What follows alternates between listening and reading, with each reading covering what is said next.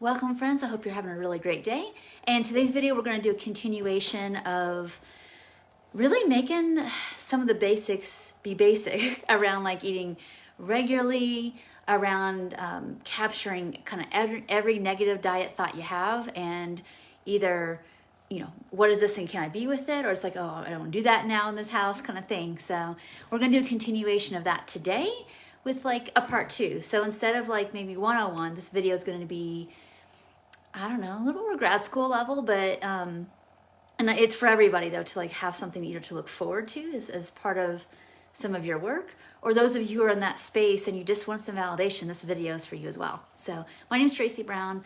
Me and my team are trauma-informed, non-diet dietitians and intuitive eating experts, and these videos are just to help encourage you, to give you more nuanced information, because we tend not to be meme makers. We tend to be like, okay, what do you need to go to get over any kind of little barrier that you're at? So a lot of times on this journey we do need encouragement, but we also have barriers that when you're in it and you're in your blind spots, you don't always know you are, or you don't know how to get out of it. Okay, so in today's video, these two topics for a little bit deeper awareness came by request. So I just want to shout that out, that the more that people participate in this community, honestly, the deeper the community grows together, because it's something of interest of you. It's not just some general amalgam of things that I do. So it's not to like identify anybody, but just to, the more people ask, hey, can we talk about this?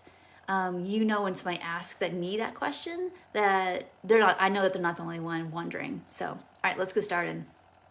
So when they ask me about just the deeper signals of, eating in more nuanced ways. And there's actually a pretty easy answer for that. It's kind of the next stage of non-diet eating I call almost adulting, meaning to get more experiences and to have more trust in your body, you have to have a lot of experiences of one, eating normatively, meaning like eating regularly, trying all the food groups and different kinds of different kind of meal mixes, to get to the sense of like, oh, I get it. I understand that in the mornings I hardly ever want savory food. So why make myself try to eat that stuff unless I can really feel I want it? Or it's like, oh, I feel better with more carbs or more protein or whatever. You're not going to know that until you do the initial step, was just eating enough. And then you get some experiences of like how long food lasts energy-wise in your system, how stable it helps you feel, how much energy it gives you. You're not going to know unless you learn, and then it's on you to like not label it as good or bad. It's like, oh, that way of eating gives me more vitality, energy. That's really supportive for me. I'm going to do that again, and then try to do that in different combinations. So instead of always making your fat like just the butter, the oils, or whatever, that sometimes like, you know what, I do feel good with fat in the morning, but I don't really want to make that with that, or I want a different topping. Like, oh, there's some pesto on the shelf at the grocery store. Let's just try that. And who says you can't put that on eggs? That's how you get the deeper stuff, is by knowing enough about food and how it works for you, but in a very supportive way. And then you try some new stuff. So I called that the curious adulting that can happen after you've gotten full permission, after like you've mostly or totally burned that bridge to like eating in a way that you're trying to be careful with, to like, your weight not changing. Which goes to point 2, is that both of these things, sometimes these things can happen within the first couple years of breaking free from dieting and like active disordered stuff. But sometimes it takes many years, and that's okay. The other thing I wanted to mention is that I had a person like, well, I've been doing this a long time. We're talking 4 or 5 years. And that's still relatively not a lot of time, but let's say it's been 4 or 5 to 10 years. You've breaking free from dieting. You're still trying to like really cultivate this sense of like, I don't have a bad body.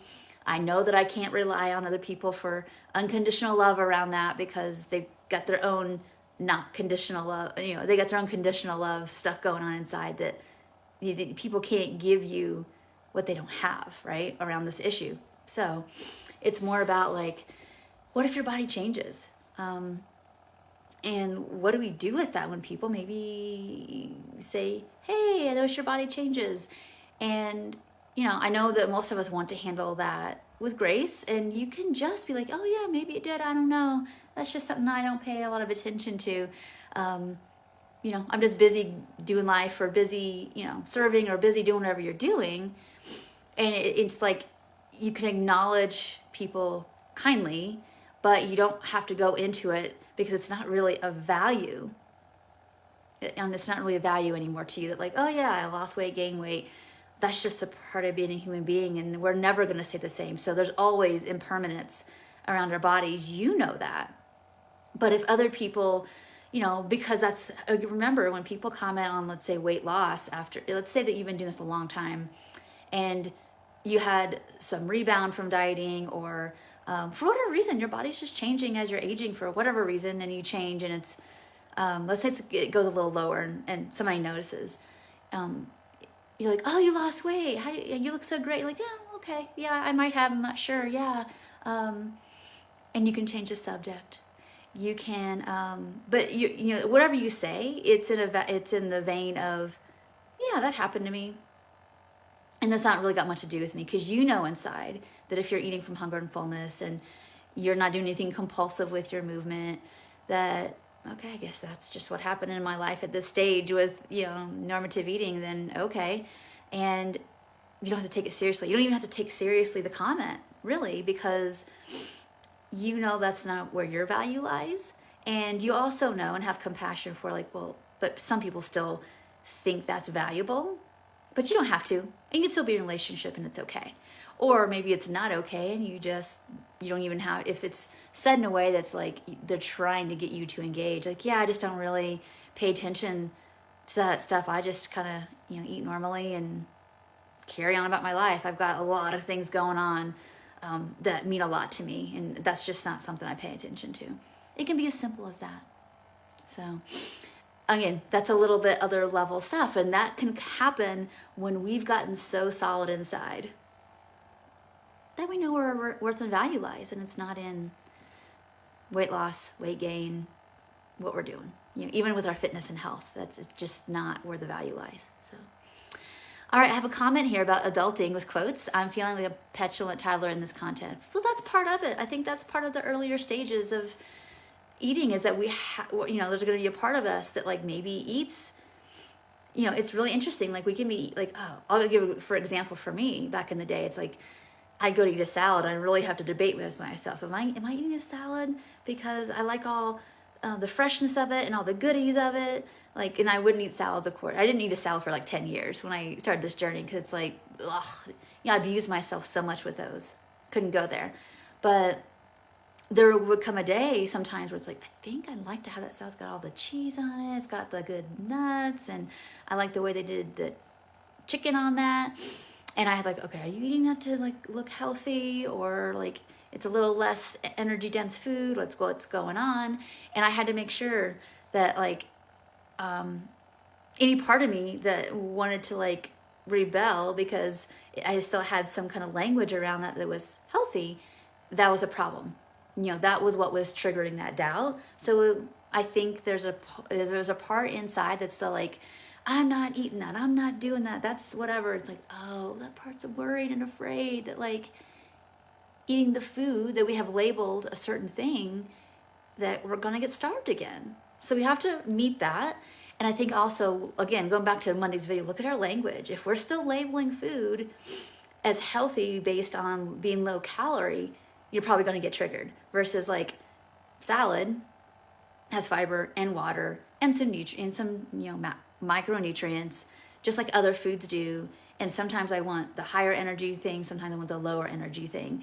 And if I'm eating a lower energy main dish, I'm probably gonna have to put some other heftier foods with it to get satiated, so it doesn't feel like it's a diet meal. And then you start to kind of, again, gain that experience. So, but if you feel like a petulant toddler, like I gotta rebel, or I can't eat that even though I want that, be curious about what is scaring that part. What language or what meaning or what memories or sensations are coming up that are doing that.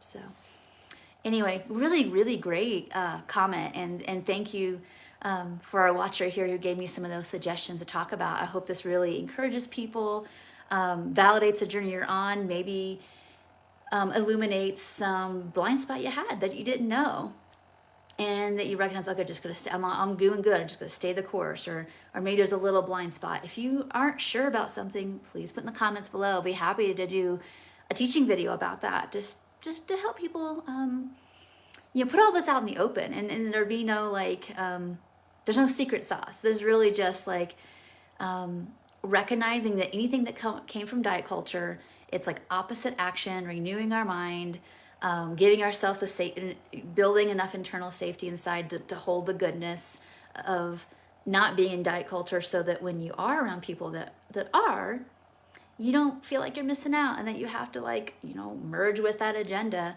to be in a relationship or to belong, because you're finding other ways to have that and to do that, and even in something bigger. So thank you so much for watching. If this video helped you, let me know, or share it with your friends. Just to let people know that there's nuances to this, and if you're feeling stuck, it's not because you're not smart enough. It's just that there's something, either there's too much or missing, and we've got to get to the bottom of that. So thank you so much for watching, and I will see you in next week's videos. Bye for now.